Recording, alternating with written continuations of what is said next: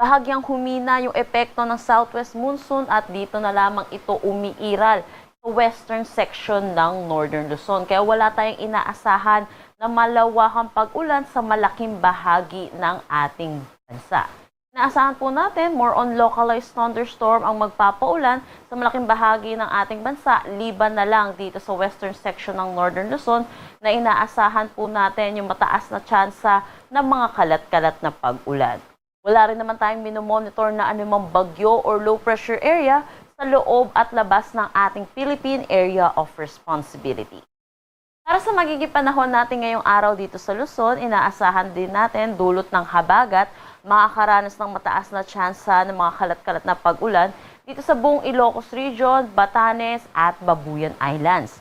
Samantala, para naman sa Metro Manila at nalalabing bahagi ng Luzon, asahan natin ang maaliwalas na panahon. Pero yun din po, asahan din natin yung init at alinsangan, lalo na sa tanghali hanggang hapon na may mataas na tsansa ng mga localized thunderstorm, lalo na sa hapon at sa gabi.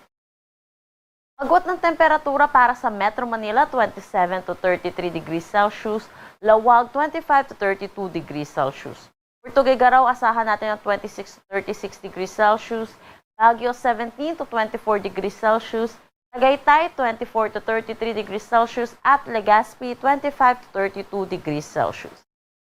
Ngayon din dito sa may Palawan, buong Visayas at Mindanao, maaliwalas na panahon din ang ating aasahan. Pero asahan din po natin yung mataas na tsansa ng mga localized thunderstorm pagdating sa hapon at sa gabi. Agwat ng temperatura para sa Calayan Islands at Puerto Princesa, 26 to 33 degrees Celsius. For Iloilo, 25 to 33 degrees Celsius. Cebu at Tacloban, 27 to 33 degrees Celsius. For Cagayan de Oro, 26 to 32 degrees Celsius. Zamboanga, 24 to 34 degrees Celsius. At Davao, 26 to 33 degrees Celsius. Wala naman tayong nakataas na anumang gale warning sa anumang seaboards ng ating bansa. Ang sunrise mamaya ay 5:26 a.m. at ang sunset mamaya ay 6:25 p.m.